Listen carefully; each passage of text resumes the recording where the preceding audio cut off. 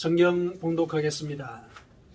신약성경 히브리서 4장 11절에서 16절까지 히브리서 4장 11절에서 16절까지 같이 봉독하겠습니다. 그러므로 우리가 저 안식에 들어가기를 힘쓸지니 이는 누구든지 저 순종하지 아니하는 본에 빠지지 않게 하려 함이라. 하나님의 말씀은 살아있고 활력이 있어 좌우의 날선 어떤 검보다도 예리하여 혼과 영과 및 관절과 골수를 찔러 쪼개기까지 하며 또 마음의 생각과 뜻을 판단하나니 지으신 것이 하나도 그 앞에 나타나지 않음이 없고 우리의 결산을 받으실 이의 눈앞에 만물이 벌거벗은 것 같이 드러나느니라. 그러므로 우리에게 큰 대제사장이 계시니 성천하시니 곧 하나님의 아들 예수시라. 우리가 믿는 도리를 굳게 잡을지어다. 우리에게 있는 대제사장은 우리의 연약함을 동정하지 못하실 리가 아니요 모든 일에 우리와 똑같이 시험을 받으신 이로되 죄는 없으시니라. 그러므로 우리는 긍휼하심을 받고 때를 따라 돕는 은혜를 얻기 위하여 은혜의 보좌 앞에 담대히 나아갈 것이니라. 아멘. 우리가 몇 주간에 걸쳐서 믿음과 관련된 그 말씀을 같이 우리 나누고 있습니다. 오늘은 이 본문을 중심으로 해서 믿음의 종착지, 믿음의 종착지가 어딘가? 그것은 바로 영원한 안식이다. 이런 주제를 가지고 말씀을 같이 묵상을 해보도록 하겠습니다. 우리의 믿음의 종착지는 바로 천국이죠. 천국입니다. 그곳이 우리 믿음의 종착지입니다. 최종 목적지란 말이죠. 그러니까 목적지라고 얘기를 하니까 천국은 분명히 공간 개념이지요. 그렇죠. 공간 개념으로 이렇게 들립니다. 그리고 실제로 천국은 장소로서 존재합니다. 어떻게 알 수 있느냐? 예수님께서 십자가에 달리셨을 때 한편 강도에게 오늘 너는 나와 함께 낙원에 들어갈 것이다. 이렇게 말씀을 하셨습니다. 장소로 실제한다는 얘기죠. 그런데 그 장소가 우리 눈에는 보이지는 않지요. 그래서 혹시 그 낙원이라는 것이 어떤 그 영적인 상태를 의미하는 것은 아닌가 이렇게 생각을 할 수가 있는데 예수님께서는 생전에 비유를 이제 들려주실 때 그곳이 어떤 실제하는 공간이라는 사실을 암시를 하셨습니다. 그분이 부자와 나사로의 비유를 들어서 우리에게 일러주셨거든요. 그 비유를 우리가 살펴보면은 천국은 영원히 실제하는 공간이라는 사실을 우리가 알 수가 있습니다. 그 비유 속에 보면은 거지 나사로가 아브라함의 품에 안겨 있습니다. 영원히 실제한단 말이죠. 영원히 실제합니다. 그러니까 그 공간도 실제한다라고 우리가 짐작을 할 수가 있습니다. 그러면서 아브라함이 나사로에 대해서 이런 말을 하죠. 이제 그는 여기서 위로를 받는다. 누가복음 16장 25절에 그렇게 분명히 얘기를 하고 있습니다. 여기서 위로를 받는다. 그러니까 천국은 영원히 가서 위로를 받는 그런 장소로서 실제한다. 이걸 이제 일러 주시는 것이죠. 우리는 이제 그 안식에 들어가기 위해서 지금 힘쓰고 있는 것이지요. 우리의 이 신앙생활의 모든 과정은 그 안식에 들어가기 위한 준비의 과정인 것입니다. 그래서 오늘 본문의 말씀을 함께 묵상을 하면서 우리가 그 안식에 들어가려고 할 때 무엇을 우리가 유의를 해야 될 것인가, 그 점을 우리가 같이 나눠 봤으면 좋겠습니다. 자, 본문의 이 기자는 우리에게 이렇게 권면하죠. 그러므로 우리가 저 안식에 들어가기를 힘쓸지니 11절에 이제 그렇게 얘기를 하고 있죠. 여기서 저 안식, 저 안식이라고 하는 것이 가리키는 대상 여러 가지 있을 수 있습니다. 여러 가지 중에서 이제 우리는 제일 먼저 떠올릴 수 있는 것이 이제 천국이고, 또 그 다음에 우리가 그리스도 안에서 충만함을 누리는 가운데 얻는 평안, 이 땅에서의 평안, 그걸 또 안식이라고 얘기할 수 있거든요. 그 다음에 이 종말론적으로 우리가 최후의 심판을 받은 이후에 받게 될 그런 하나님의 보상, 또 이제 예를 들어서 상급이 큰 사람이 받게 될 또 다른 어떤 특정한 종류의 어떤 예를 들어서 보상이 있다면은 그것도 그 안식에 해당이 되겠죠. 더불어서 우리의 현재에서 평안한 삶, 이것도 역시 안식이라고 얘기를 할 수가 있는 부분이 있습니다. 그런데 이제 오늘 본문의 맥락에 따르면은 저 안식은 미래의 보상을 가리킨다, 이렇게 얘기를 할 수 있습니다. 어떤 맥락에서 이 말씀이 나오느냐면은 히브리서 기자는 모세와 이스라엘 백성들의 광야 생활에 관해서 언급을 하는 중에 이 말을 했거든요. 그 말을 하면서 이 백성들이 요단강을 건너서 그 이후의 삶에 하나님께서 준비하신 안식이 그들을 기다리고 있었다. 그런데 그들은 하나님의 말씀을 지키지 않아서 그 요단강을 건너가서 얻게 될 그 안식을 얻지 못했다. 그 얘기를 하고 있거든요. 그래서 이제 그러므로 하는 얘기가 나오는 거예요. 그러므로 저 안식에 들어가기를 우리가 힘써야 할 것이다. 이렇게 이제 권면을 하게 됩니다. 그래서 저 안식이라고 하는 것은 요단강 건너서의 안식이죠. 오늘날 우리의 영적 현실에 이렇게 비추면은 그 요단강은 바로 죽음이라는 그 경계를 상징을 하거든요. 그러니까 죽음 이후의 삶, 그러니까 천국의 삶이죠. 그걸 이제 가리킨다라고 우리가 볼 수가 있습니다. 그래서 이와 같은 이제 보상이 우리를 기다리고 있기 때문에 우리는 저 안식에 들어가기를 힘써야 한다. 이렇게 우리 자신에게 이 말씀을 적용을 할 수가 있겠습니다. 자, 그러면은 저 안식의 내용이 뭘까? 우리 그걸 좀 알아야 되겠죠. 그래야 저 안식에 들어가기를 힘쓸 수 있는 그 명분을 우리 스스로가 확인을 하게 되는 것이거든요. 아마도 제일 먼저 얻게 될 그 안식은 이 땅의 공고한 삶에 대한 위로일 것입니다. 앞서 언급했던 그 거지 나사로와 그 부자의 비유, 그 속에서 거지 나사로는 아브라함의 품에서 위로를 얻는다. 아브라함이 직접 그렇게 얘기를 했거든요. 물론 예수님께서 들려주신 말씀이시니까 예수님께서 그렇게 확인을 해주시는 그런 이제 말이기도 하죠. 이 땅의 공고한 삶으로부터 위로를 얻는다. 거지 나사로는 이 땅에서 어떻게 살았느냐? 그의 몸에는 헌대투성이었다. 그러니까 상처투성이었다는 얘기죠. 밖에서 이렇게 이리 쳐이고 저리 쳐이고 살아가면서 상처가 많이 난 거죠. 그런데 그 상처가 이 아물기도 전에 이렇게 개들이 와서 그 상처를 핥았더라, 이런 얘기가 나오죠. 핥았더라. 그런 이제 삶을 산 거죠. 좀 극단적인 사례이긴 하지만은 이 거지 나사로의 이 육신의 상황, 이거는 오늘날 우리가 살아가는 이 삶의 영적인 현황을 암시를 해주고 있죠. 좀 상징적인 부분이 있는 것이죠.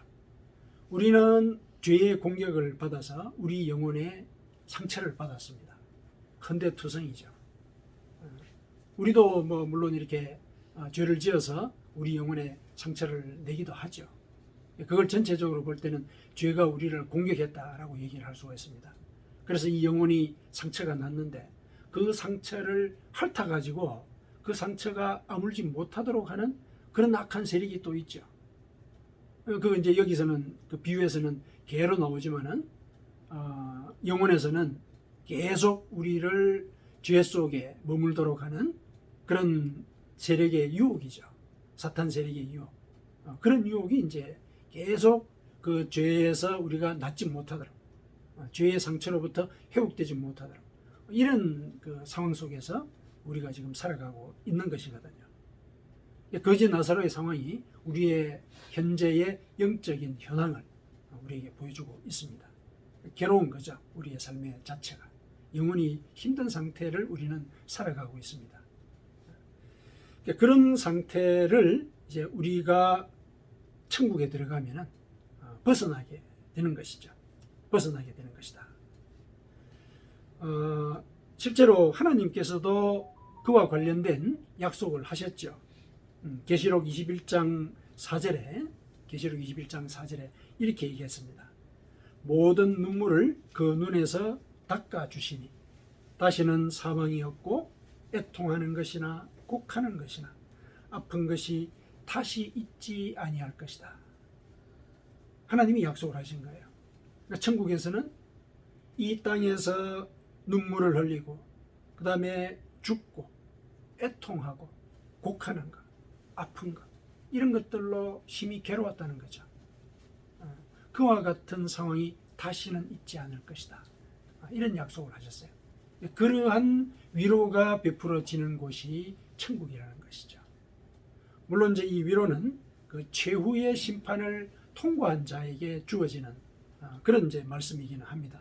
그러니까 개인의 죽음 이후에 우리가 받게 될 것과는 다를 수 있지 않느냐, 이렇게 이제 언급을 이렇게 의문을 제기를 할 수는 있지만은 결국은 이러한 그 위로라고 하는 것이 예수님께서 아브라함 입을 통해서 나사로가 위로를 받는다라고 얘기를 했기 때문에 나사로의 삶을 우리가 상상을 한다면은 최후의 심판 때 하나님께서 하신 그 약속, 그거는 개인의 죽음 이후에도 우리에게, 우리의 영혼에게 적용이 될 것이다.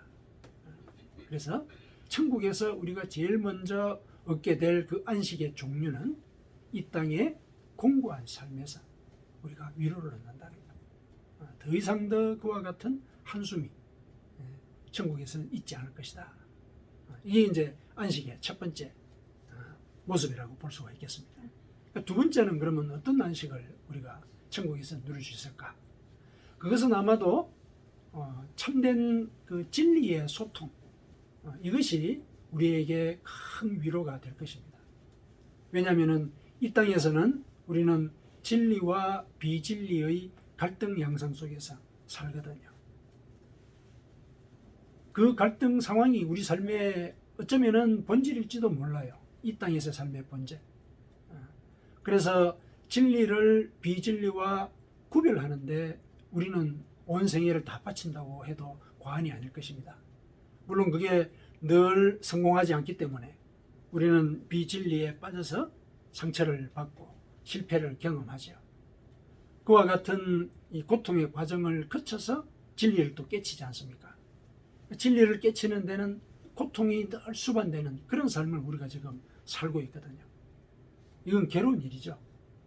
우리 앞에 참 진리가 있어서 그 진리를 쫓아간다는 것, 그게 사실은 지복의 상태죠.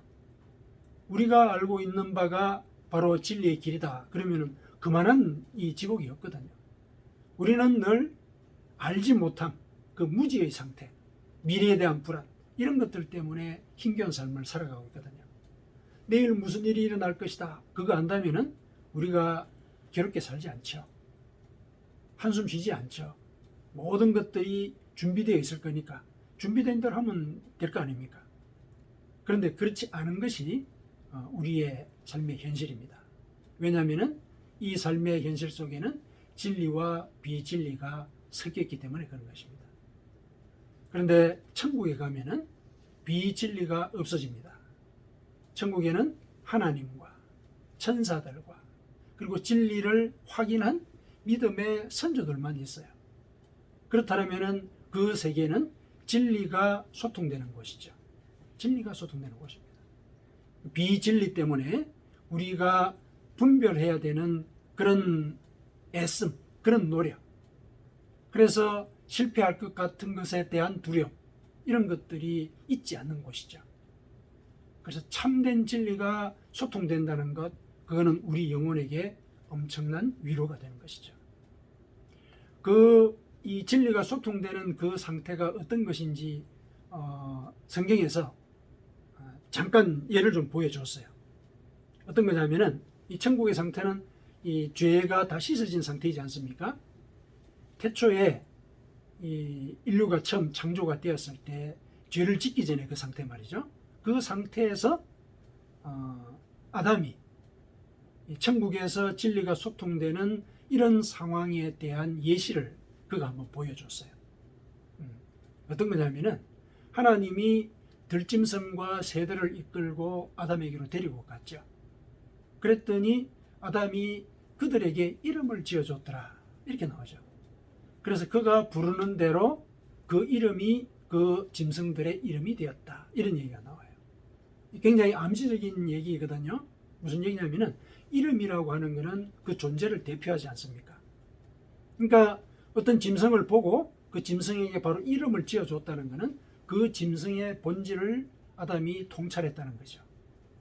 죄를 짓기 전에 그 아담은 만물을 통찰하는 그런 진리의 능력을 갖고 있었던 거예요. 진리의 능력. 통찰한다는 것은 진리를 알고 있다는 거잖아요. 진리를 통찰하는 그런 능력을 아담이 발휘를 하고 있었던 거예요. 그와 같은 일이 죄를 짓고 난 뒤에 죄와 섞이면서 고통에 이 정신적인 고통이죠. 어떤 면에서 보면 이런 고통 속으로 떨어지게 되었는데 천국에 가면은 그와 같은 고통이 그친다. 왜냐? 그곳에서는 비진리가 없기 때문에.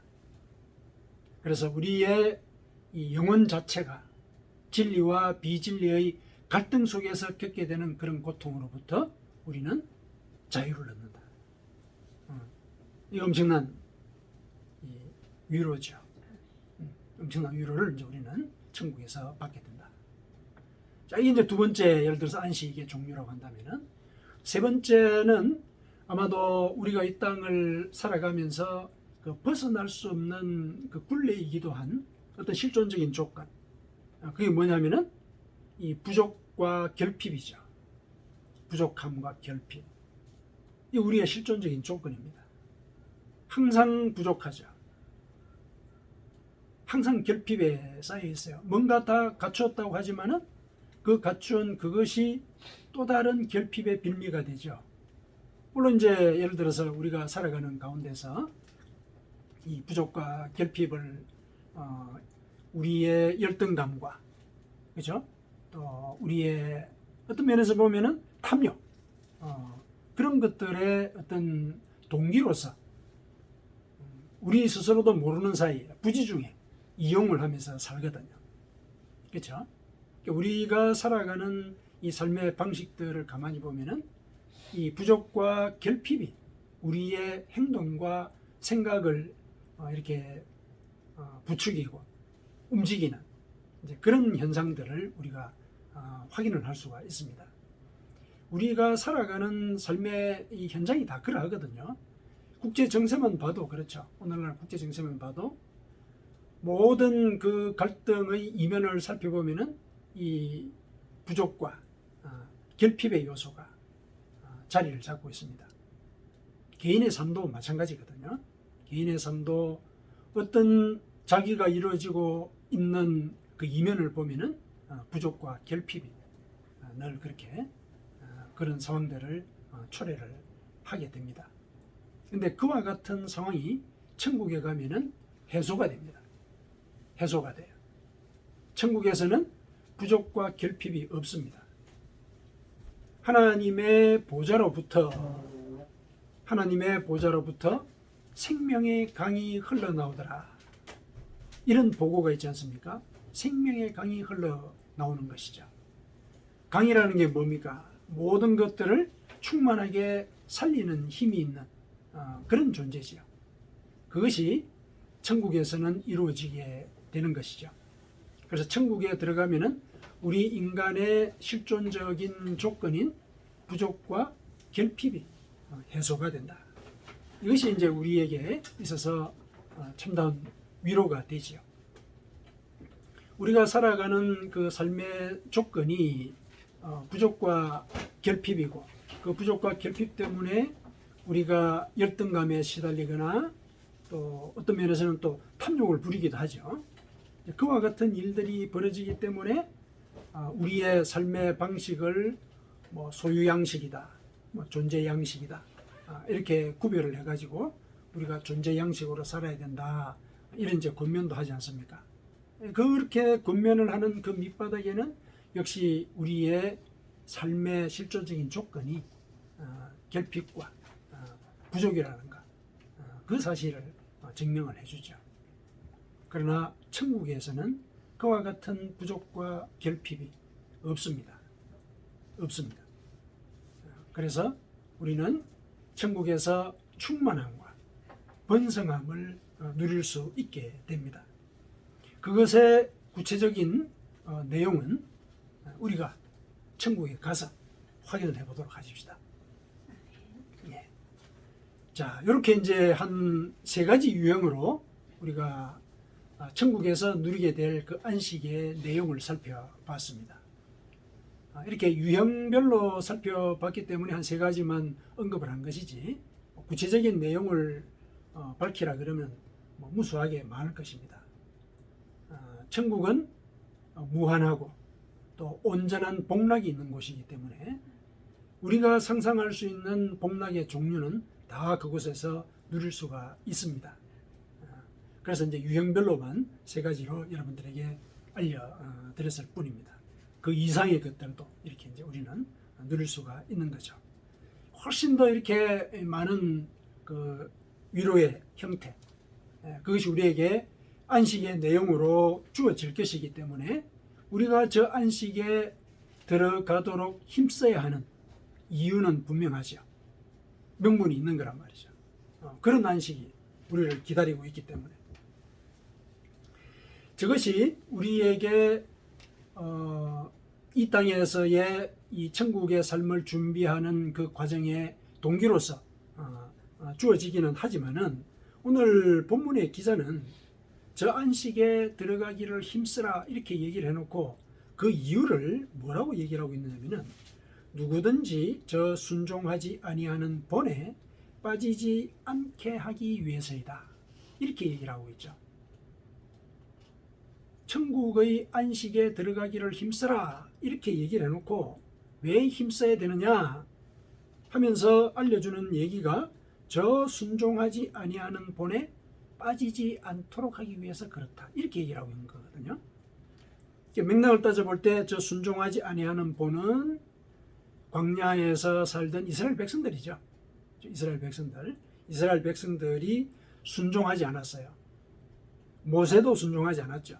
모세도 무리바 샘물가에서 하나님의 영광을 드러내지 않았습니다. 그래서 광야에서 죽게 되었죠. 그 모세뿐만 아니라 그와 함께 했던 광야의 그 1세대 이스라엘 백성들, 그들도 요단강을 건너기 전에 다 죽게 되었습니다. 여호수아와 갈렙만 제외하고 다 죽게 되었죠. 이들이 바로 저 순종하지 아니하는 본이죠. 하나님의 말씀에 순종하지 않는 그런 일에 빠지지 않도록 하기 위해서 내가 너희들에게 권면을 한다. 저 안식에 들어가도록 힘써라. 이렇게 얘기를 하고 있거든요. 그래서 이런 안식에 이 들어가는 데 있어서 순종하지 아니하는 자의 본을 언급한 것. 이거는 실제로 저 안식에 들어가는 것을 우리가 알고 또 노력을 한다 하더라도 실패할 우려, 이걸 경고하기 위해서 얘기를 하는 것이죠. 실패를 하는 데 있어서 제일 중요한 내용이 뭐냐? 순종하지 아니하는 것. 순종하지 아니하면 저 안식에 못 들어간다. 못 들어가니까 이 순종의 의미를 분명히 알고 너희가 저 안식에 들어가도록 힘쓰라는 것이 바로 말씀에 순종하는 것이라는 사실을 기억해라. 이걸 이제 일러주고 있는 거거든요. 그래서 하나님의 말씀에 순종하는 것, 이게 바로 저 안식에 들어가는 길이다. 이 사실을 일러주고 있습니다. 자, 그러면서 이어서 이제 하나님의 말씀이 안식으로 인도하는 길인 이유를 이제 이어서 설명을 하고 있습니다. 왜 하나님의 말씀이 저 안식으로 인도하게 되느냐? 첫 번째는 하나님의 말씀은 살아있고 활력이 있기 때문에 그렇다. 12절에 하나님의 말씀이 살아있고 활력이 있기 때문에 우리가 저 안식에 들어갈 수 있는 그런 안내자의 역할을 그 말씀이 한다는 거죠. 자, 살아있다는 것은 뭐냐? 하나님의 말씀이 살아있다는 얘기는 그 말씀을 하신 하나님이 살아계신다는 얘기예요. 살아계시다. 살아계신 분이 그 말씀을 하셨기 때문에 그 말씀은 이루어진다. 그 얘기죠. 그 말씀은 이루어진다. 왜냐하면 하나님은 인간이 아니시니 거짓이 없으시고, 그 얘기 나오죠. 그 얘기가 민수기 23장 19절에 나오죠. 23장 19절에 하나님은 사람이 아니시니 거짓말을 하지 않으시고 인생이 아니시니 후회가 없으시도다. 어찌 그 말씀하신 바를 실행하지 않으시며 하신 말씀을 실행하지 않으시랴.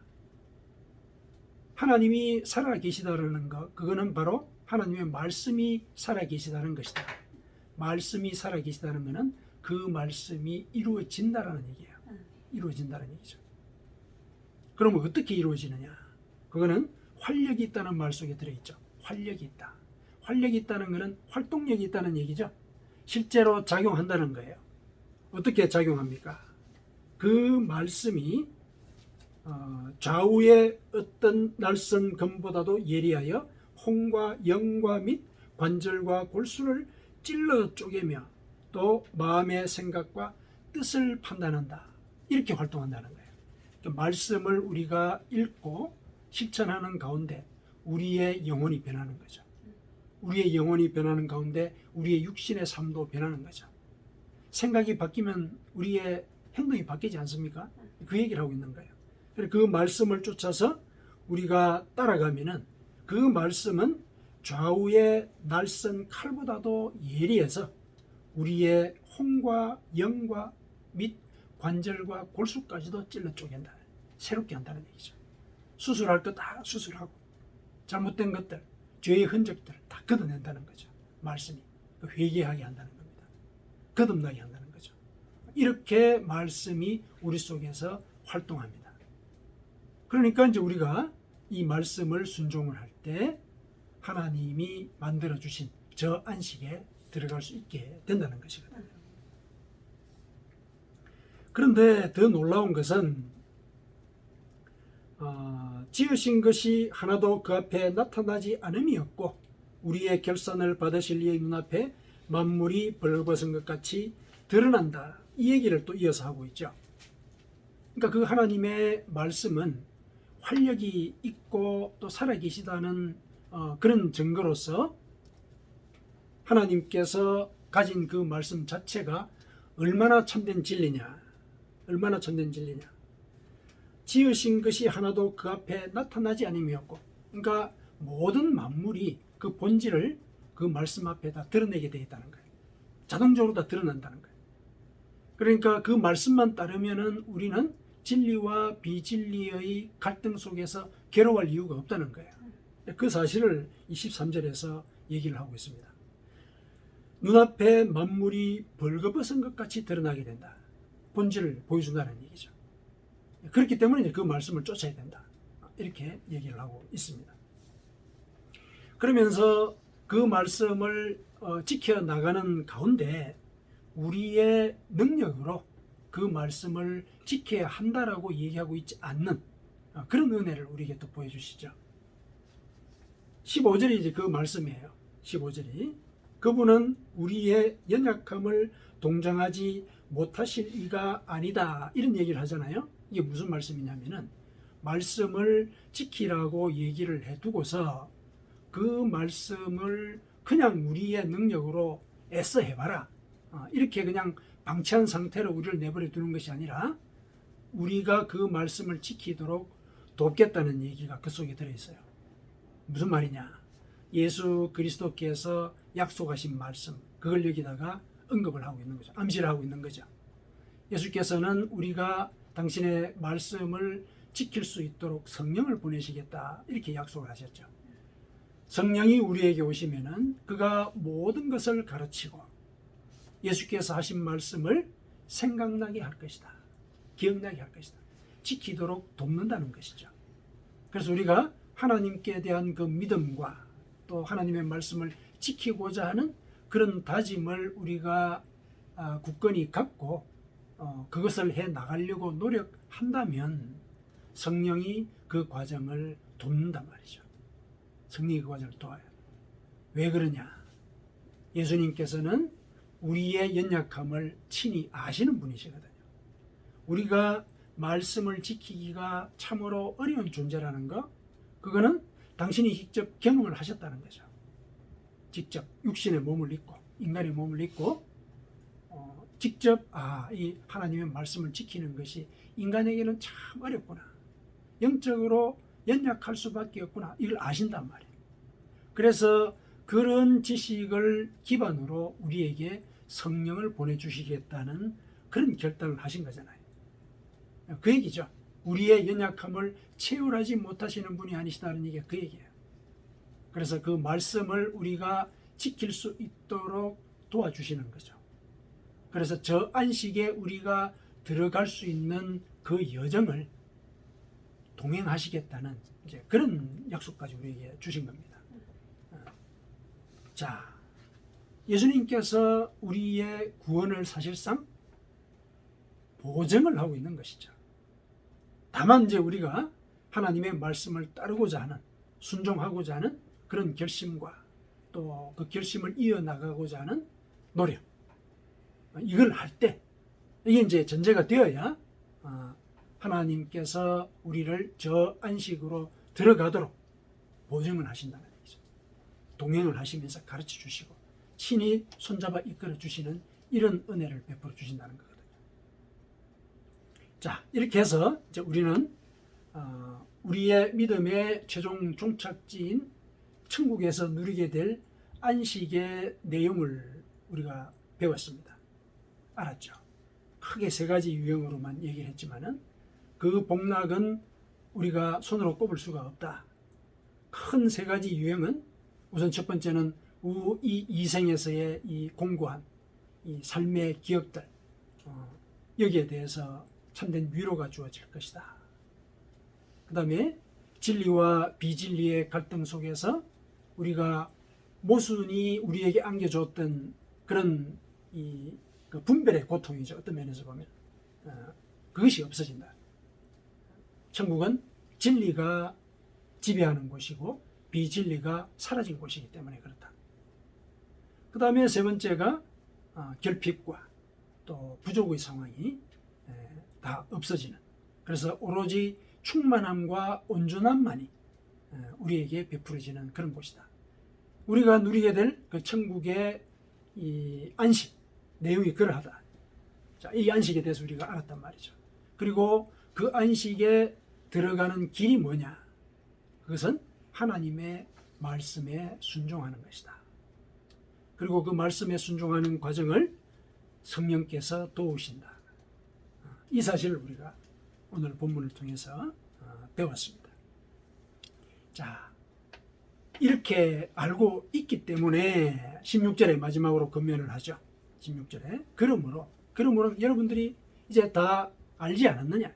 안식에 대해서도 알았고 또 그 안식에 들어가는 그 길이 하나님의 말씀을 지키는 것이고 성령께서 그 과정을 도와주신다는 사실, 이거 이제 알았다. 그러므로 우리는 긍휼하심을 받고 때를 따라 돕는 은혜를 얻기 위하여 은혜의 보좌 앞에 담대히 나아가야 한다.